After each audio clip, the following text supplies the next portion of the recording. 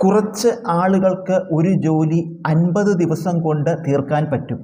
3 ആളുകൾ കൂടുതൽ ഉണ്ടായിരുന്നെങ്കിൽ ജോലി തീർക്കാൻ 5 ദിവസം കുറവ് മതി. ആകെ എത്ര ആളുകൾ ഉണ്ട്?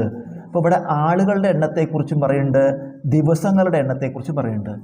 ആളുകളുടെ എണ്ണം അപ്പം മെൻ എന്ന് വിചാരിക്കുക, ദിവസങ്ങളുടെ എണ്ണം ഡേയ്സ് എന്ന് വിചാരിക്കുക.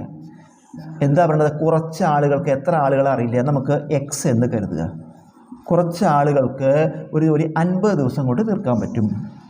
3 ആളുകൾ കൂടുതൽ ഉണ്ടായിരുന്നെങ്കിൽ, ഇവിടെ എക്സ് ആളുകളാണ്, അപ്പോൾ 3 ആളുകൾ കൂടുമ്പോൾ എന്ന് പറയുമ്പോൾ എന്താണ്? X plus 3.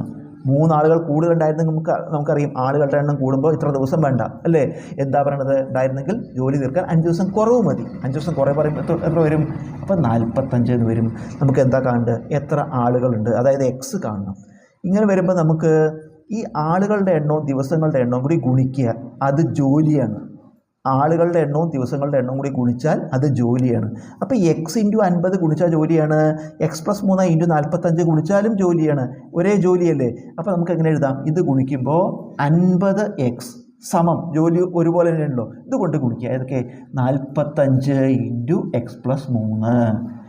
50 എക്സ് സമം 45 into X, 45 X. 45 into +3 plus 135. 45 X ഇങ്ങോട്ട് എടുക്കുമ്പോൾ 50 എക്സ് മൈനസ് 45 എക്സ് സമം 135. കുറയ്ക്കുമ്പോൾ 5 എക്സ് സമം 135. എക്സ് സമം 135/5 27. അപ്പോൾ ആളുകളുടെ എണ്ണം എത്രയാണ്? 27.